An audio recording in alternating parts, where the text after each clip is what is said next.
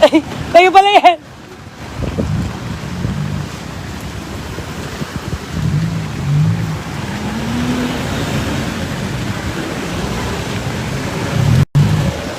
Mabilis ang daan lang po sa Taytay River. Sa kasalukuyan po, status update ng ating mga admins sa atin sa lugar sa Barangay Santa Ana.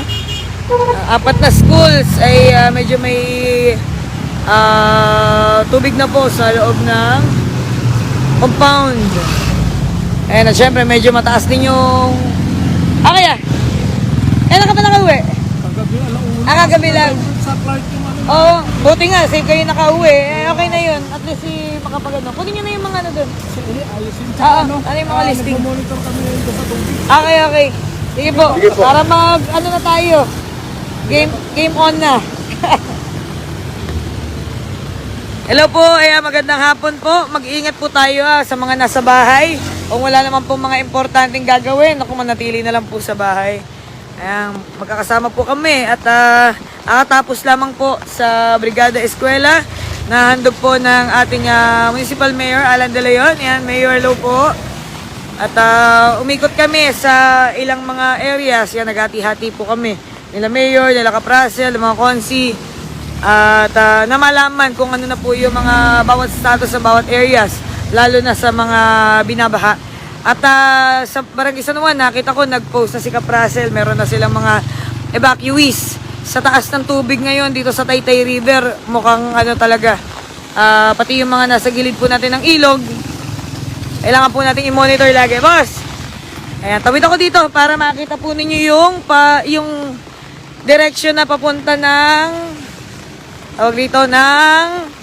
Manggahan Floodway. Ito po. Medyo mataas. Teka, hindi ko ma-zoom. Ano ba mag-zoom nito? Siguro mga 3 feet na lang o 1 meter na lang ang natitira doon sa top beam netong sheet piles sa slope protection po nitong ating Taytay River. Kaya medyo mataas na po ito. Kaya hindi natin may iwasan na sa gitnang bayan, sa poblasyon, mataas na rin po yung tubig.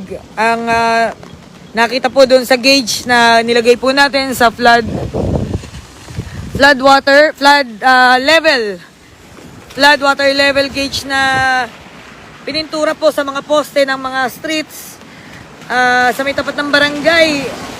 Almost 1 foot na. Sa Isagani, mag-almost 2 feet na.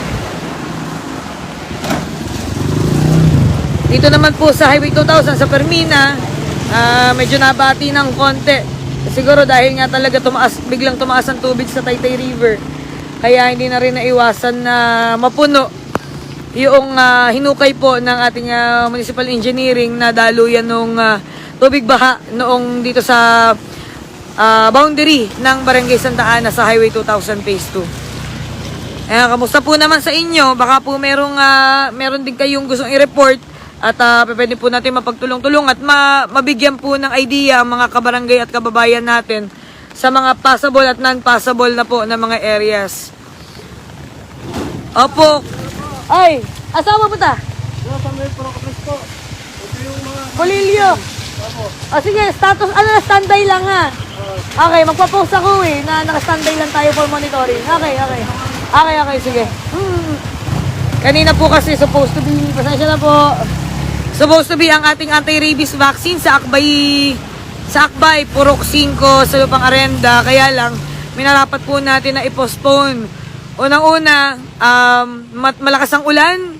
Pangalawa, baka biglang tumaas ang tubig. Pangatlo, hindi rin po maganda para sa mga alaga natin sa bahay na pagkatapos po silang bakunahan, maliligot mababasa ng ulan. Kasi bawal daw po iyon. Kaya bago mag-vaccine, ang hiling po ng mga vaccinators natin at ang ating Barangay Health Office ay paliguan muna yung mga pusa, mga aso bago bakunahan po ng anti-rabies vaccine. At ngayon naman, alas 3, supposed to be ay ang ating Street Eco Bingo Fest sa Purok 3 naman sa Lupang Arenda. Kaya sadly, monitoring tayo. Ayaw naman nating i-risk yung kaligtasan ng ating mga kabarangay para po doon sa ating Eco Bingo Fest. So, priority po natin syempre yung safety and security ng bawat isa. Kaya mag-antabay lang po sa update ng ating pamahalaang barangay at sasabihin po namin kung matutuloy o hindi. Basta starting kanina pa po, tanghali, nagmamonitor na po kami. Kaya nag-iikot na po ang ating mga admin, si Admin Bernadette ko kanina. Pinasilip po natin yung loob ng Sitio Tapayan Elementary School at talagang medyo mataas na yung tubig. Kay Mama Roquero, in-advise na rin natin na after bumaba ng tubig, kung kailangan ng flashing, flashing po natin. Magandang hapon po din at mag-iingat po kayo ha.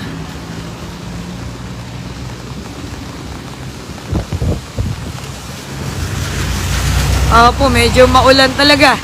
Siguro sa sobrang lakas din talaga ng ulan, hindi lang dito sa Taytay, sa mga matataas na parte po ng mga kapitbahay at mga adjacent towns natin. Nagko-contribute po dito sa tubig, baha ng ating Taytay River. At iikutin din po natin para makita yung mga reports kagabi ng mga matataas ang tubig. Talagang tuloy-tuloy yung mga ganitong habagat at low pressure areas. Dulot nga po ni Typhoon Karina, kaya mag-iingat po tayong lahat. Ibato nyo lang po sa amin, lalo na yung mga kailangan pong mag-evacuate at mga willing na mag-evacuate para ma-assist po ng ating barangay. So, nire-ready at pine-prepare lang po yung mga dapat natin na kits.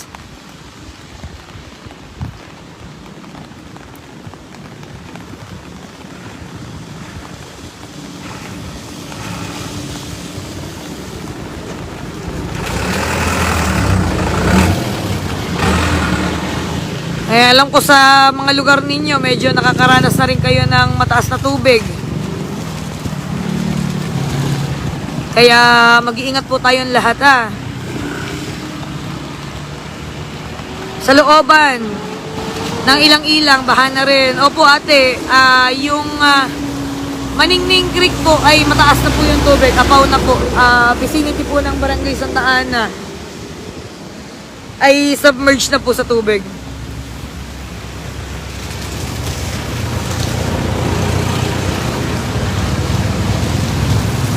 Sige po ate Lourdes, noted po dyan sa sinabi po ninyo, i-report at tutulong po kami na mag-endorse sa engineering.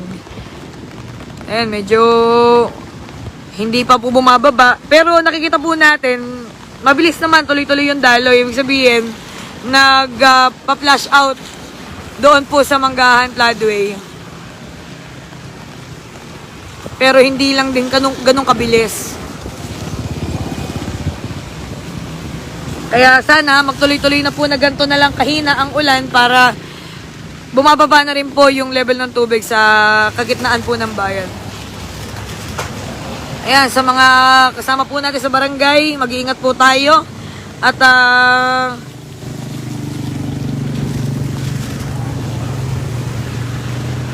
wala, konti na lang kap, malapit na sa harapan ng barangay. Sige po. Ayan, silipin po natin at pabalik na po tayo ng barangay. Sa may Lanete, ayan, pa-check po tayo. At may mga pinost po kami kung ano-ano po yung mga may bahana, ano yung mga passable at hindi na po passable. Sa may Maria Clara Libis, medyo mataas na po sa tuhod yung tubig. Kaya ina-advise po ang iba na kung pupunta po ng Maria Clara Libis, mag-detour na po tayo, pwedeng sa likod. Okay, pa-assist na lang po tayo. Magpapa-deploy na lang din po tayo ng mga tanods dyan. Ano po?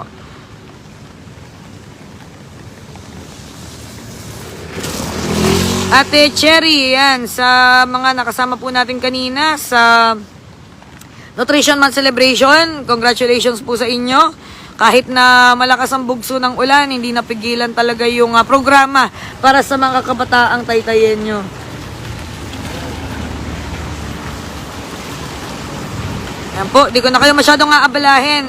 Ito po yung isa lang sa mga status na ibabahagi po namin sa inyo. At siguro early naman po na tinatry po namin makakuha ng real-time report mula sa mga admins tsaka sa mga CCTVs natin. Tuloy-tuloy po namin ibabahagi sa inyo para alam po ninyo kung saan tayo magde-detour at mag-alternative route sa mga pupuntahan po natin. Pero as much as possible, kung wala naman pong importanteng activity sa labas ng bahay, manatili na lang po. Ayan. Magbanding na lang po ng pamilya, matutong magluto, tulungan si mami, si daddy, sa mga gawaing bahay, maglinis. Yeah. Sige po, mag-iingat po tayong lahat ha. At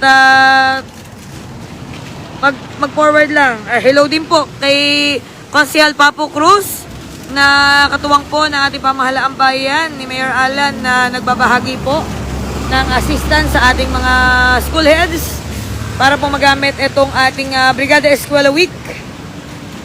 Kaya medyo extensive ang magiging paglilinis lalo na ng mga schools na mga pinapasok ng tubig kasi after pa bumaba nito tsaka pala sila makakapag-flashing. Pero ganun pa man, ganun talaga, nasa taytay tayo, kailangan po natin na maging resilient sa mga ganyang problema, sa mga ganitong nararanasan natin.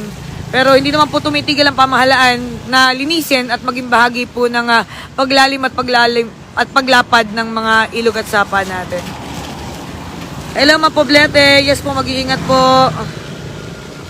Opo, nireport po yung Greenville, baha po kanina. Actually, kanina pang madaling araw.